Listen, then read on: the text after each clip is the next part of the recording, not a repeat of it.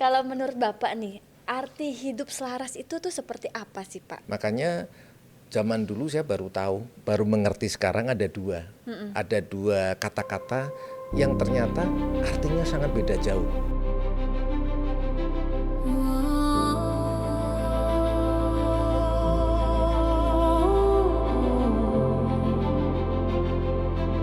Hai sahabat Billionaire Trust Club dimanapun berada, saya selalu doakan Anda dalam keadaan sehat dan dilancarkan rezekinya. Nah, kali ini kita berjumpa kembali di channel ini yang membahas tentang kesadaran baik itu fisik maupun spiritual. Pada kesempatan hari ini kita kedatangan tamu yang luar biasa istimewa. Teman saya ini mempunyai pekerjaan sehari-hari di bidang spiritual, ya, dia praktisi spiritual kesadaran dan juga seorang pebisnis. Nah, untuk menyingkat waktu, kita sambut saja langsung ya dengan Ibu Vivi. Ya, Ya, selamat Bu Vivi ya. salam kenal Pak Bambang. Iya, Bu Vivi. Kalau saya lihat Bu Vivi ini di IG-nya itu Miss Abundance ya. Nah, Mm-mm. boleh nggak Bu Vivi ceritakan awal mula Bu Vivi berkenalan atau kenal dengan dunia spiritual dan dunia kesadaran di Mm-mm. tengah-tengah Ibu berbisnis? Boleh Mm-mm. bagi buat kita Bu Vivi? Boleh dengan Iya, senang hati Pak Bambang. iya. Jadi saya backgroundnya itu kan Hmm, memang bisnis, Pak. Saya iya. bisnis dari tahun 2016.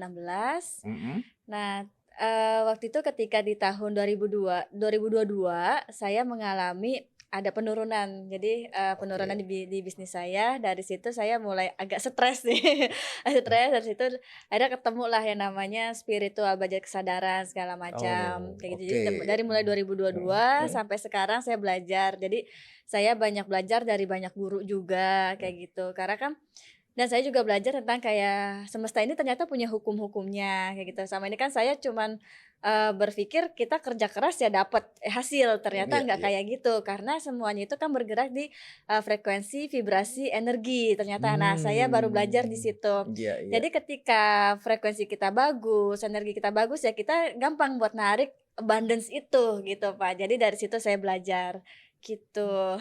Oh, boleh nggak Bu Vivi cerita apa sih yang kalau saya lihat Ibu beri pelatihan juga ya buat teman-teman ya. Selain Mhm, untuk sendiri, mhm, dipakai ada terapi juga. mhm. Maksudnya seminar juga ya. Iya, Kalau boleh tahu seminar tentang apa, Bu Vivi? iya, jadi gini, kan, karena saya mempelajari semua ilmu, jadi Mhm. saya walk the talk, Pak. Jadi saya mempelajari semuanya, saya kayak belajar sun gazing, grounding, Oh. journaling, rilis emosi. Nah, di tahun 2024 itu saya ada panggilan buat, share ilmu yang saya pelajari selama tahun 2022 Oh, gitu. Jadi weh. melalui ada dari, pendengaran, dari mimpi dan segala macam itu banyak panggilan buat saya share. Akhirnya saya share pertama kali itu di medsos, di TikTok saya, Pak. Oh, Gitu. oke. Jadi kenapa tuh saya pengen tuh abundance, karena kan ketika kita sudah mempersiapkan wadah diri kita, kita tuh jadi abundance gitu kan. Jadi saya menamakan Miss Abundance 88. Nah, kebetulan life path saya 8 gitu. Oh, wah, Gitu. menarik menarik. Jadi Iya, iya. akhirnya saya pertama itu di TikTok dulu nih, Pak, di Mhm, mhm, TikTok mhm. viral waktu itu udah sekitar 27.000 follower, terus baru di IG. Nah, di IG itu lebih cepat naiknya tuh sampai 50.000 followers seperti itu. Terus dari situ ada panggilan lagi di tahun 2025 saya untuk,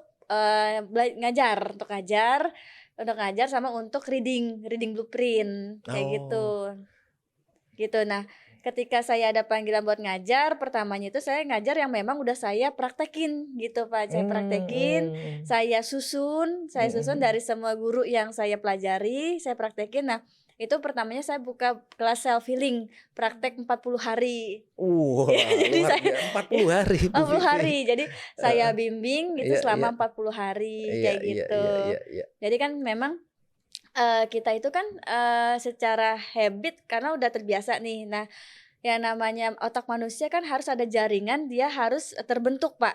Nah, itu harus dipraktekin konsisten. Jadi saya bimbing tuh selama 40 hari agar terbentuk jaringan di, otaknya gitu. Itu Mmm. menurut dari NLP seperti itu sih, Pak, Seperti gitu. neuroplasticity ya Iya, itu ya, dia terbentuk jaringan heeh. sinap-sinap yang baru ya, Iya kurang lebih gitu begitu ya? gitu, nanti Oh, akhirnya menjadi oke habit, kayak oke. gitu sih awal mulanya, Pak. Yang menarik nih, saya tertarik yang tadi apa, blueprint ya? Itu Blueprint. dengan metode seperti apa, Bu? Terhadap nanti manfaatnya terhadap orang, kenapa harus memakai metode itu? Jadi gini, banyak orang tuh nggak tahu, Pak, dirinya itu misi jiwanya di dunia itu buat apa, gitu kan. Mhm, Jadi kadang banyak tuh yang stres, "Ini gue tuh ngapain sih di dunia ini nih?" Gitu kan. oke, "Mau ngapain sih gue hidup?" Gitu kan. Nah, mhm, jadi ketika seseorang itu tahu dia punya misi jiwanya itu sebagai apa, dia tuh akan lebih selaras hidupnya, Pak, gitu. Jadi, mmm, kalau saya pakai metodenya itu ada 4 metode ketika menghitung orang gitu. Jadi, mhm, salah satunya yang saya pakai itu numerologi. Numerologi, Human Design, Matrix Destiny, sama Stephen. Nah, mhm, kalau dari numerologi itu kan ada perhitungan ada life path segala macam. Nah, oke, itu kan nanti bisa tahu nih misalkan life path-nya 1, apa kayak gitu. Terus mmm, di numerologi juga ada namanya life purpose. Jadi, tujuan hidupnya tuh buat apa kayak gitu. Nah, terus di human design juga dia bisa tahu nih energinya itu, jadi kan kalau human design ada manifesting generator, ada projector. Nah, ada orang yang kok gue energinya nggak capek-capek ya, banyak banget nih. Nah, itu ternyata memang ada kayak dia MG atau generator energinya banyak. Jadi dia bisa menggunakan energi itu dengan sebaik mungkin. Nah, kalau yang tipe projektor, dia tuh energinya memang dikit gitu kan. Jadi kok, mungkin orang lain lihatnya, "Kok dia males ya?" Sebenarnya tuh dia bukan males, tapi dia memang energinya dikit, dia harus menyesuaikan energinya itu, gitu, Pak. Jadi kita bisa mhm, tahu diri kita itu seperti apa gitu, jadi bisa disesuaikan dan bisa selaras dalam iya iya menjalani iya. hidup kayak gitu. Jadi minimal kita tahu kalau kita mengenal diri kita, Mhm, kita nggak capek-capek ya, iya. begitu ya? Oh, Jadi nggak perlu trial error terus, Pak, di kehidupan. soalnya kalau saya lihat kan banyak orang, menurut survei Mhm, dari rata-rata usia 55 yang dulunya di program waktu sekolah mau jadi ini, jadi mhm. pebisnis, jadi dokter, tapi dalam perjalanannya ternyata nggak nyampe dan akhirnya dia stuck di situ karena dia nggak tahu life path-nya salah satu seperti di human design itu ya? Iya iya Harus, iya kayak gitu, Pak. pentingnya belajar kayak begitu ya, Bu, Iya ya? iya. Jadi itu gini, Pak, kan yang namanya tanggal lahir itu kan memang takdir kita ya, heeh. Mhm. Jadi itu kan memang udah sesuai kita lahir tanggal itu, tahun itu, bulan itu gitu. Itu ya kita harus menyesuaikan sama misi jiwa kita sesuai itu Oh gitu, Pak. oh, oke Gitu sih. oke oke. Menarik sih, menarik. Iya iya. Nah, Gitu. kalau boleh tahu di apa Mhm yang namanya ada abundance ya, salah mhm. satu seminarnya ya? Iya, Line Abundance. Itu boleh nggak, buat teman-teman para sahabat pengen tahu nih, apa aja nih, apa yang diajarkan Bu Vivi di Mhm seminarnya itu kan, sehingga, setiap orang bisa mengerti, memaksimalkan kehidupannya sendiri. Kurang mhm lebihnya itu seperti apa kalau boleh tahu, Bu? mhm. Mhm Jadi gini, Pak, banyak orang kan pengen tuh berkelimpahan, terus dia mhm. manifest terus tiap hari, afirmasi terus tiap hari, tapi tidak mempersiapkan wadah dirinya. Nah, jadi Mmm, ketika wadah diri jadi gini, contoh ya, misalkan wadah dirinya cuma sebesar mangkok, keinginannya tuh banyak sebaskom gitu kan. Nah, itu nggak akan bisa. Jadi dia harus menyesuaikan wadah dirinya dulu, memperbesar wadah dirinya. Nah, cara memperbesar wadah dirinya berarti kan dia harus merilis emosinya dulu, Pak. Nanti di mmm, kelas yang lain di Abundance itu, yang pertama kita akan merilis, luka, trauma, emosi. Jadi kita harus, lebih masuk ke dalam diri, mengenal dalam diri dulu nih. Nah, ketika sudah kita mengenal dalam diri kita seperti apa, terus kita udah memperbesar wadah diri kita, baru nanti itu abundance pun datang. Jadi kita kayak magnet. Jadi kayak kayak contohnya kita harus menjadi taman, taman yang untuk bisa menarik kupu-kupu. Jadi kita bukan orang yang ngejar kupu-kupu, itu capek, Pak, kalau ngejar kupu-kupu. Jadi siapin aja taman yang indah, nanti iya iya. kupu-kupu dateng, gitu. Menarik menarik. Ini seperti yang saya seminarkan juga Iya. nih. Jadi, akan banyak ya, Mhm, orang-orang seperti kita, Bu mhm, Vivi, saya, dan mungkin banyak teman-teman lagi yang memberikan edukasi kesadaran. Sehingga iya, apa, masyarakat kita ketika kesadarannya bertambah, pasti realitasnya akan berubah. Sesuai Benar, ya, seperti itu ya. benar. Ya, jadi kita ini seperjalanan sebetulnya. Mhm. Makanya Bu Vivi bisa datang, saya bisa terima kasih dengan apa yang di-sharing-kan ini menambah wawasan teman-teman nih. Mhm, Tergantung nanti dia, oh, saya mau mulai yang mana dulu nih, mau mhm, belajar karena bagi saya semua metode itu betul. mhm. Nah, setiap orang itu akan tertarik sesuai dengan frekuensinya Benar, masing-masing, benar, panggilan jiwanya ya. benar, Saya benar. tertarik metode ini, Mhm, saya belajar dengan sini. mhm, Nah, esensinya kalau menurut saya bukan belajarnya ke siapa, tapi ke dirinya sendiri. mhm, Ketika dia bertumbuh, mhm, dia bagus, dia mhm, akan menularkan ke orang lain kan. mhm, Kurang mhm, lebih seperti itu ya. mhm, mhm. Benar, Oke, benar, oke, Pak. oke. Karena kan kalau semesta tuh ada hukum semesta, hukum cermin, Pak. Jadi apapun yang menjadi getaran di sini akan menarik Iya, kayak gitu, Pak. setuju, setuju, setuju. Gitu. Iya, iya, baik, baik. Nah, ini menarik ya buat selain abundant, apa Mhm, ada beberapa materi yang Ibu bawakan gitu kalau untuk teman-teman nanti yang pengen memulai dari mana itu mhm. lebih baik ikut yang mana dulu? Jadi kalau kelas saya itu Mulai. kan banyak prakteknya, Pak. Karena Mhm. emang panggilannya tuh untuk ngebimbing baru praktek. Jadi ya kayak self healing itu praktek 40 hari. Terus ada Mhm. inner child healing itu praktek 30 hari. Terus ada Mmm, mindful productivity itu praktek 30 hari. oke. Terus ada uang selalu mencintaiku itu praktek 30 hari. Terus Oh, ada lagi menjadi seseorang yang tenang itu praktek 30 hari. Gitu. uh, luar biasa nih. Ini kayak kuliah nih, Bu. Iya, iya. Gitu, jadi memang praktek semua sih. Jadi kalau yang Iya, untuk iya, offline-nya iya, itu align di abundance, iya, kelasnya iya. nanti dari situ baru, disesuaikan yang cocoknya itu yang, mana nih untuk prakteknya, Oh, oke, oke, gitu. oke, oke. Gitu, Wah, Pak. menarik ya. Heeh. Jadi, memang, kalau diskusi begini saya juga suka karena selain ini membawa kita juga saling belajar, Mhm, ngerti mhm, tentang apa yang kalau kita nggak tahu, bisa dapat dari mana aja, mhm, ya kan, dari Bu Vivi lah, nanti mhm, dari teman-teman yang lain lah. mhm, Jadi mhm. semakin serpian yang terpecah-pecah ini akan terkumpul Mhm, ketika, bagus akan membantu orang untuk menaikkan kesadarannya, benar, kurang lebih benar. begitu ya, Bu, Mhm, ya? mhm. Oh, oke, oke. Benar, benar kayak gitu, Pak. Terus kalau sekarang gantian ya saya nanya? Siap nih, Nih, kita saling sharing ya, Bu, saling ya, sharing ya, heeh. Pak. Kalau menurut Bapak nih, arti hidup selaras itu tuh seperti apa sih, Pak?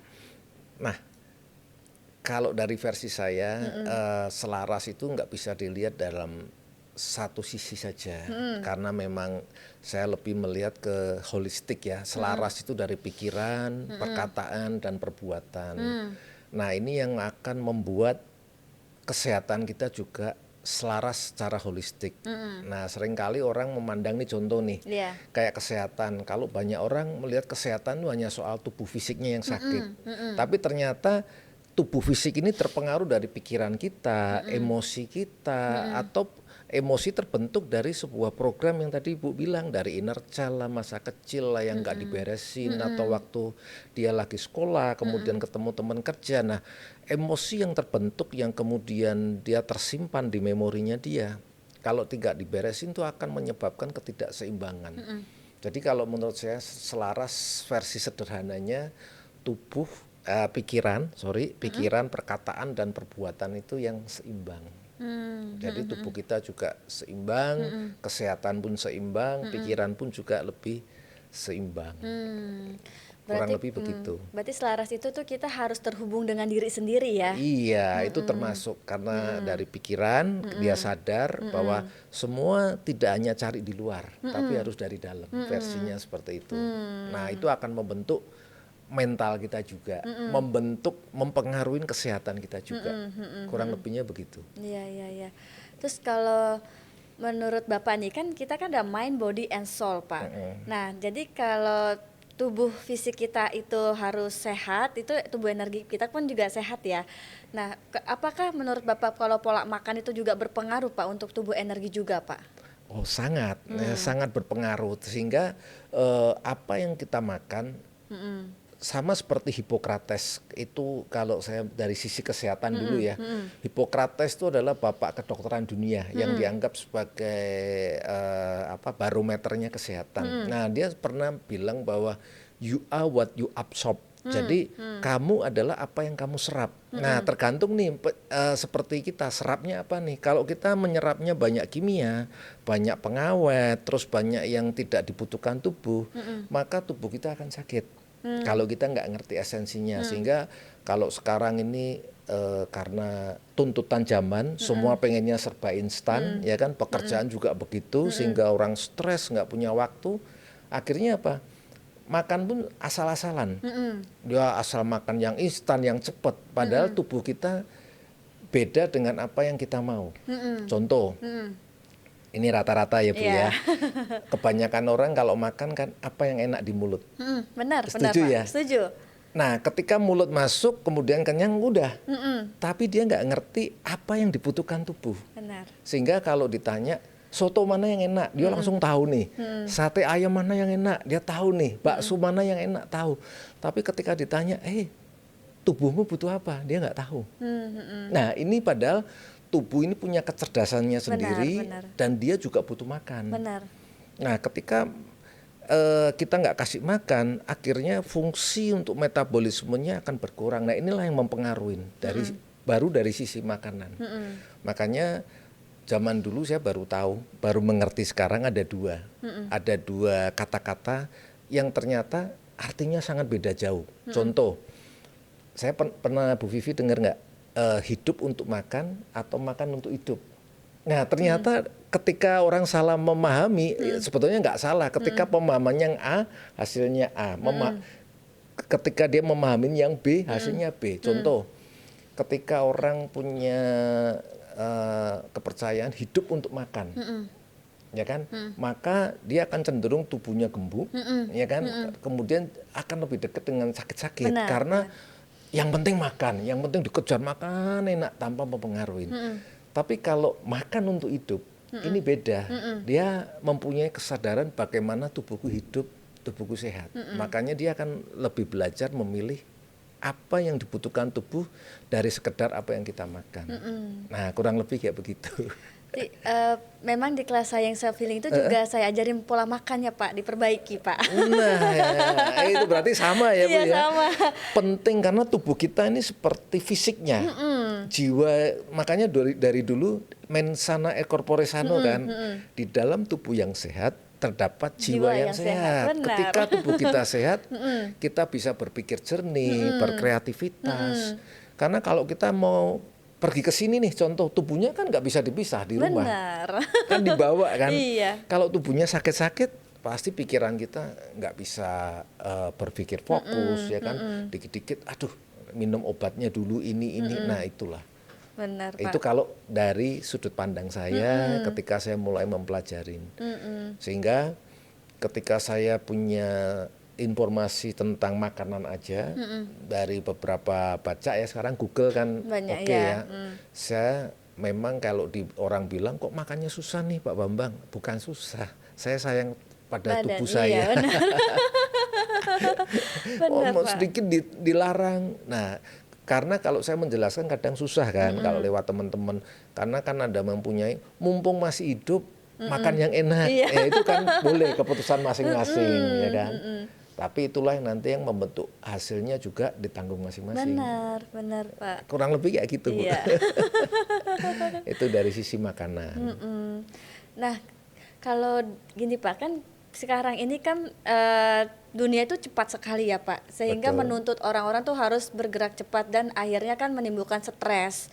Nah, terus bagaimana kalau menurut Bapak nih untuk meregulasi stres itu Pak, emosi itu, jadi agar tidak mempengaruhi tubuh fisik dan tubuh energi kita Pak, gitu. Oh iya, kalau dari saya selalu dimulai pondasinya kesadaran Bu. Jadi kalau kesadaran itu, ya itulah pentingnya ada Bu Vivi, ada saya dan teman-teman yang lain dengan seminar kesadaran.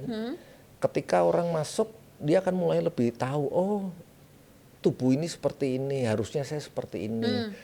Kenapa perlu masuk sekolah-sekolah gitu? Karena untuk membalance Bu. kita dari kecil sampai kita kuliah bayar ratusan juta. Benar. Itu hanya kita tentang EQ-nya aja. Bagian luar kita harus keluar, harus kalau dibentuk mau jadi seorang misalkan pebisnis seperti ini, saya harus mau jadi seorang dokter seperti ini, hanya seperti itu aja. Padahal ada kecerdasan sendiri ketika orang itu nggak mampu mencapai. Kalau kita latih dari dalam, dia akan menemukan sendiri itu Benar. kesadaran. Benar. Jadi ketika kita udah sadar, kita akan tahu nih, oh selama ini tubuh saya stres. Ketika tubuh saya stres, nah tubuh kita kan lebih banyak saraf otonomnya. Benar. Di dalam neuroscience itu adalah pikiran bawah sadar seperti saraf otonom itu yang mengontrol sendiri. Jadi kita nggak bisa kontrol.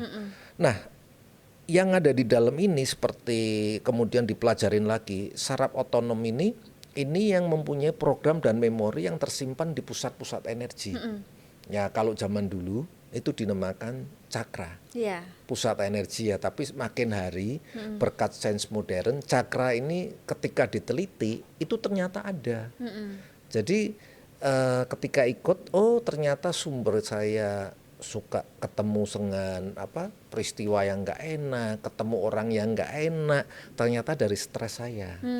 Karena stres inilah tanpa disadarin dengan alat itu ada vibrasinya. Nah vibrasi itu mengeluarkan frekuensi.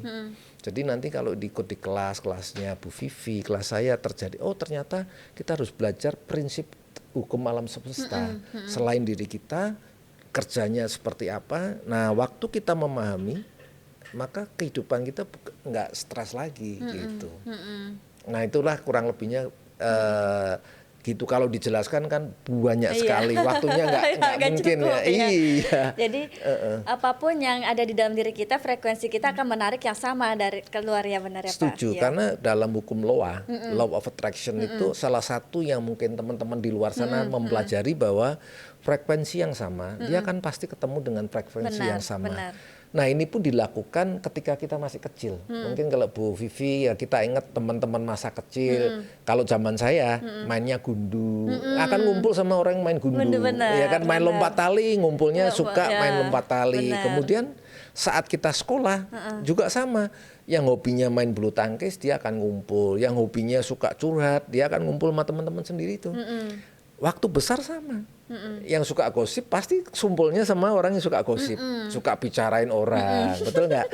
Yang suka main politik, wah, dari pagi sampai malam ketika frekuensinya cocok, bicaranya cocok, nggak terasa tuh, kan begitu kan? Nah itulah frekuensi diri kita. Nah ketika kita mau merubah ya tinggal rubah frekuensi yang dari dalam. Nah kurang lebih gitu. Nah cara kita agar bisa stabil nih Pak, namanya kehidupan kan ada naik turunnya nih. Ya, frekuensi kita tuh nggak terlalu down turunnya tuh gimana Pak? Nah kembali ke laptop. Jadi ketika ikut seminar kita akan tahu bahwa di bukunya salah satu untuk kita supaya stabil ketika aware itu saya buka di bukunya tabel riset dari David Hawkins, The Power of Force, itu bukunya bagus sekali, di mana dia mempelajari bahwa kesadaran manusia itu dibagi menjadi 17 dan di kesadaran itu ada power dan frekuensinya masing-masing. Benar. Nah, ketika kita paham, kita akan ngerti, oh ternyata selama ini saya dari kesadaran yang memancarkan getarannya berat, getarannya rendah. Nah, ketika dia paham, oh pantesan dengan hukum Loa getaran rendah pasti akan menarik situasi, kondisi orang-orang yang frekuensinya sama. Nah, kalau ingin merubah, dia tinggal lihat, oh saya harus masuk getarannya tinggi nih. Maksudnya salah satunya netral atau berani itu maksudnya berani dengan kesadaran. Nah, untuk melompat ke sana ada beberapa hal yang memang harus diselesaikan dulu di awal. Satunya apa?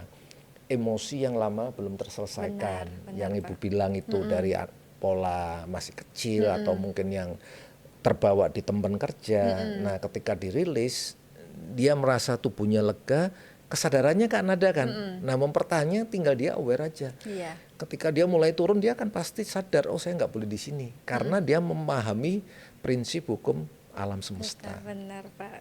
Jadi kalau kita udah tahu cara kerjanya semesta tuh, Iya. jadi kita bisa tahu semesta itu hanya mencerminkan apa yang ada di dalam diri kita, kayak gitu. Yes. Jadi kalau kitanya sedih terus ya yang akan dihadirkan adalah ke momen atau orang-orang yang membuat kita sedih gitu. Setuju. Jadi kayak kitanya juga harus menaikkan vibrasi kita, kesadaran kita agar terus happy dan akan menarik momen yang happy juga, Iya. orang-orang yang bikin kita happy kayak gitu ya. Selama ini kan kita didoktrin, oh kalau cari rezeki bisnis harus kejar terus di luar. Memang nggak salah, ya kan? Tetapi ketika kurang waktu, ada momen dia stres atau momen kondisi yang nggak baik, waktu dia stres turun kemudian pikir cemas, dia akan menarik hal-hal yang sama. Jadi wah akhirnya malah tambah jatuh. Nah tapi ketika dia mulai sadar bahwa rezeki bukan soal hanya kerja keras, tapi merupakan pantulan dari dalam. Seperti yang Ibu katakan, cermin kan. Benar. Nah ada orang ketika dia nggak sadar begitu, dia akan menarik hal-hal getaran ketakutan, takut rugi, takut gagal, akan menarik semua itu. Benar. Nah saya kembali lagi contoh, orang boleh kondisi saat ini mungkin pusing, saat ini semua harga-harga turun, ekonomi nggak bagus, tapi ada dua hal yang kita boleh sikapin. Selalu ada dua sisi kan. Kita mau tetap sama, ikutin tetap dengan pola stres, takut, was-was, planning. Atau yang kedua, situasi mungkin nggak berubah. Tapi ketika kita kesadarannya naik, kita tetap tenang, tetap rasa syukur. Itu ada teknik-tekniknya kan. Sehingga apa? Mungkin kondisi saat itu nggak berubah. Kondisinya situasi ekonomi nggak, tapi respon kita yang berbeda. Nah, waktu respon kita berbeda, itulah yang membuat realitas kita berbeda. Nah, kurang lebih kayak gitu. Itulah ya penting untuk cara mempertahankan ya kembali lagi sadar. Benar. Sadar masuk ke dalam dulu. Kan selama ini kita dituntut carinya keluar. Tengoklah ke dalam lah kan gitu. Kadang kita tuh nggak sadar, kadang suka menyalahkan diri sendiri. Iya. Terus jadi kita lebih banyak mengorbankan diri sendiri. Jadi ada yang kadang menyalahkan Tuhan tuh yang mencipta, iya. menyalahkan orang lain. Iya benar. Itu yang lebih ya ini, wah Tuhan aja maha baik disalah-salahin. Padahal dirinya sendiri ya. Iya. Ya kurang lebih gitu Bu. Terus kalau menurut Bapak nih, aktivitas apa sih yang membuat kita tuh energi kita cepat bocor, Pak? Nah, kembali lagi kita paham aktivitas yang membuat kita cepat bocor salah satunya emosi yang meledak-ledak. Kemudian seperti itu yang kesadarannya David Hawkins ketika kita sering sakit hati, sering kecewa dan emosi kita labil yang kesadarannya nggak naik, itu yang salah satunya gampangnya seperti itu. Jadi kalau putus cinta juga bikin kesadaran rendah ya? Boleh, nggak salah, tapi ketika keterusan dia nggak sadar, dia akan membawa ke situ terus. Oke. Semua orang boleh ngalamin, tapi ada waktu momen dia harus cepat kembali. Berarti kalau ketika lagi kita ada sakit hati, cemas ya, kita penerimaan ya. Betul. Penerimaan, terus nanti kita sadari untuk nggak di situ terus gitu ya Pak. Betul. Iya. Karena nggak bisa, kadang suatu kondisi peristiwa itu kan netral, kadang kita nggak bisa menolak kan. Tapi ketika itu datang, ya udah kita nikmatin sebentar rasanya. Kalau saya ya, kemudian saya sadar ini momen ini harus proses yang saya lewatin, tapi saya harus cepat naik. Oke. Yang mungkin bisa, kalau yang udah sadar biasanya introspeksi dia. Oh, pantas ya seperti ini.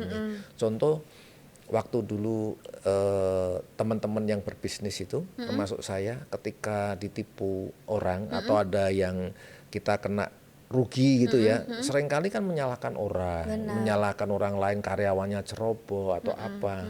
Nah ketika di kelas itu akan ternyata paham salahnya bukan orang lain, ternyata saya sendiri atau orang itu. Benar Pak. Kenapa saya memberi izin? Iya. Sebetulnya kan begitu. Nah dengan kesadaran kita akan lebih hati-hati, kurang lebihnya kayak gitu. Tapi memang ya sekarang ini untuk orang yang berkesadaran jarang sekali ya Pak, jadi hanya 1% sepertinya. Iya, memang tugas-tugas kita adalah untuk menyadarkan. Iya, kita akan berbagi makanya. Nah, respon itu ya kembali ke pendengar masing-masing, orang yang tahu. Kita nggak mungkin bisa memaksakan seseorang karena mereka punya masing-masing lah karma kalau kita cerita atau jalan hidupnya. Tapi tugas kita sharing, berbagi, tinggal mana yang tertangkap. Kurang lebih kan seperti itu. Nah Pak, perihal kesadaran nih Pak, jadi bagaimana caranya kalau misalkan nih kita ada momen yang membuat kita marah agar tidak langsung reaktif gitu Pak? Nah, itu harusnya gimana Pak kita? Nah, satu-satunya kalau pas di jalan ya kita belajar nafas, sadar nafas. Sadar nafas ya. Itu teknik yang paling tercepat. Karena orang yang emosi biasa nafasnya kan nggak ada yang nafasnya santai gitu kan, nggak ada. Karena ketika saya belajar buat dari teman-teman yang lain, ternyata dengan kesadaran nafas itu bisa mengintervensi gelombang kemarahan kita, frekuensi emosi kita minimal. Jadi nafas tarik, nafas perut kan, terus tahan sebentar, dikeluarin. Ya, Itu ada tekniknya nggak Pak? Ada banyak, teknik itu ada ya? banyak, iya. Jadi konsepnya dari nafas, Bu. Jadi nanti kalau kayak di Ibu kan ada praktek, di saya juga sama. Yang karena nafas itu fondasinya. Benar, benar. Karena nafas kan yang kita terhubung dengan ilahi ya Pak ya. Iya. Itu. Jadi harus terkoneksi. Iya. Seperti itu. Gitu. Ada buku yang cukup bagus, Brian Mayer itu, bahwa di dalam kehidupan itu ada 5 unsur. Nah, salah satu unsur adalah udara. Itu tentang bagaimana kita bernafas. Benar. Nah, karena udara ini gratis, namanya kalau gratis-gratis sering nggak dipandang Iya. ya. Nanti begitu di rumah sakit baru tahu, udara ini mahal nih, pakai tabung udah berapa ya kan, ventilator, betapa butuhnya udara itu. Benar.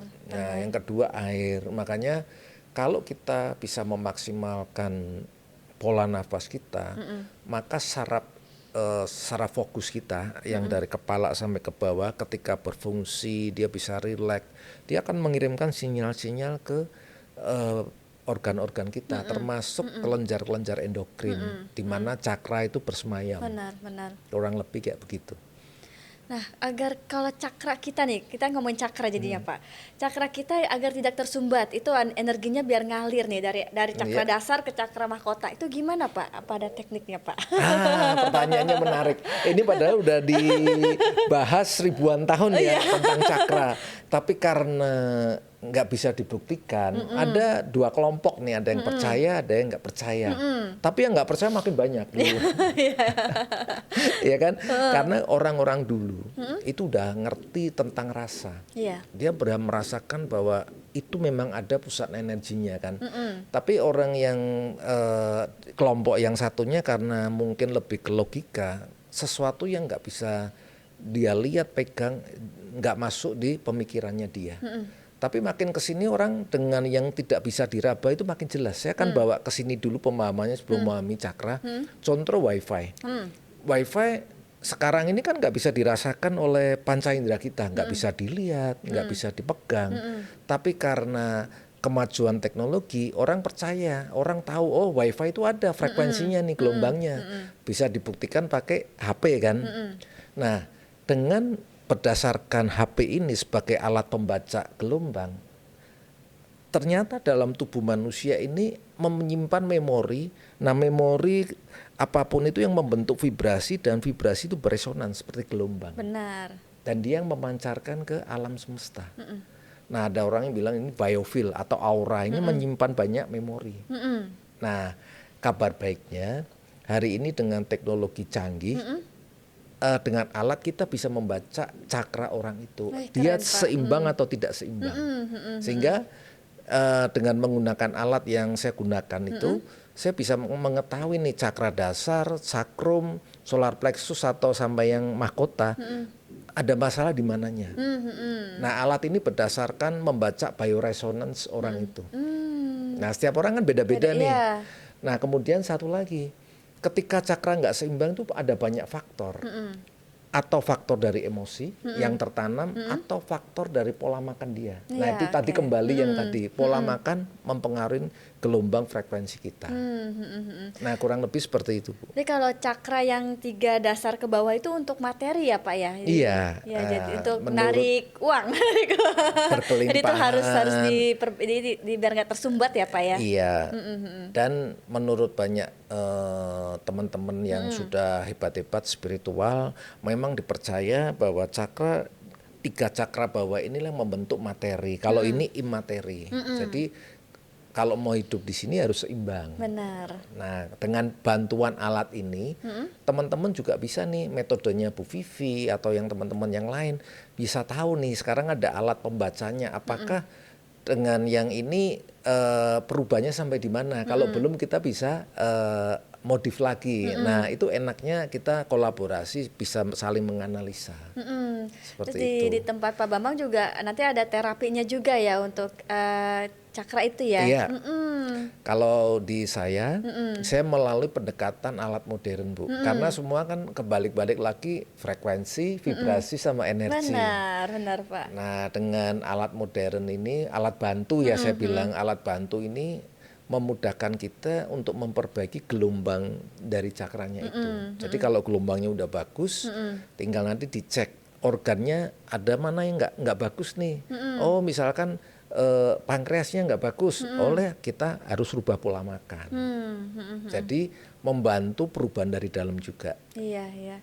Berarti kalau penyumbatan juga itu sangat mengganggu energi untuk cakra ya. Sangat. Dan ini banyak orang belum mengetahuinya. Hanya orang-orang yang memang spiritual, praktek, ternyata ada sesuatu yang nggak terlihat tapi sangat mempengaruhi. Itu program yang kelihatan dari inner child, dari mungkin teman-teman sakit hati itu mempengaruhi getaran. Ada yang nggak terlihat lagi dari masa lalu, atau programnya waktu ke tempat-tempat yang kita nggak ketahui ketempelan, makhluk gaib itu juga mempengaruhi. Nah, atau dari leluhur kalau teman-teman spiritual bilang, nah ini juga program ini yang menempel di biofil kita yang mempengaruhi pancarannya. Tapi dengan teknologi sekarang, dengan bantuan, ya mudah-mudahan itu bisa dibersihkan. Sehingga ketika bersih, oh rasanya lebih rileks, lebih sehat. Kalau yang bisnis bisa berpikir jernih, dia punya strategi bagus, jadi punya istilahnya intuisi, kurang lebih kayak gitu Bu Vivi. Ya kira-kira cukup ya. Ganti saya mau nanya lagi nih Bu Vivi. Oke. Balik lagi ya. Saya dapat banyak info nih dari Pak Bambang. Sama-sama Bu Vivi. Nah, menarik nih. Nah, karena waktu juga sudah kita dikejar waktu juga ya, cukup. Nah, dari pembicaraan kita yang tadi saya lihat Bu Vivi punya kelas.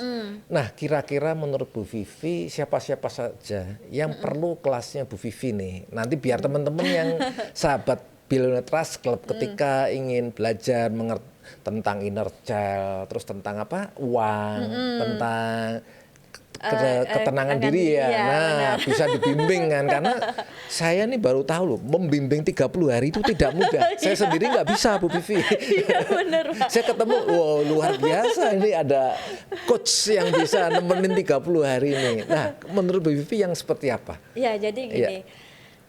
Kita kan dari kecil itu banyak tertanam pemikiran-pemikiran yang memang orang tua dulu juga nggak paham ya. Contoh nih, kalau ada luka trauma kepada uang Pak. Jadi ada yang dibilang cari uang tuh susah gitu kan. Terus uang tuh jahat segala macam, sehingga dia membentuk di dalam dirinya bahwa uang itu tuh tidak baik, sehingga susah untuk abundance. Nah, itu kita harus rilis luka trauma terhadap uangnya itu gitu Pak. Nah, terus jadi memang yang cocok untuk masuk kelas saya ini yang pertama orang-orang yang memang ingin membuat dirinya lebih baik Pak, gitu, yang ingin memang dia mau sembuh dari inner child-nya, mau reprogramming lagi, dia mau mempunyai hubungan yang dekat dengan uang. Kan kadang ada orang yang kantong bolong Pak, jadi uang datang langsung hilang lagi.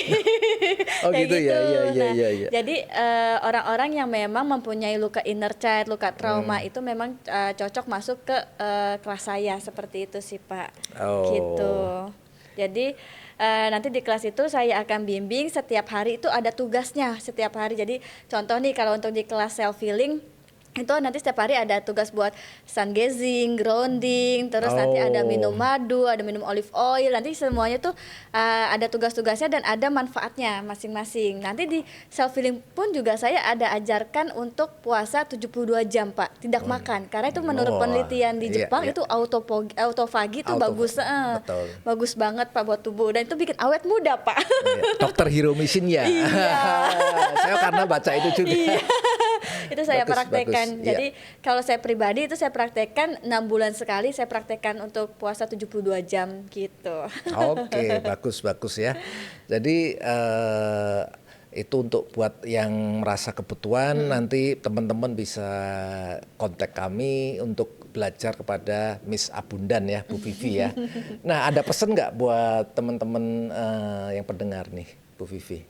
Ya, kalau pesan dari saya yang pertama, apapun perasaanmu yang kamu rasakan saat ini adalah terima, jangan ditolak, jangan diabaikan, karena ketika kamu tolak, kamu abaikan, itu akan menjadi bumerang untuk kamu di kemudian hari. Nah, ketika perasaan itu kamu terima, kamu akan lebih mengenal dirimu dan kamu akan menyatu dengan dirimu, seperti itu.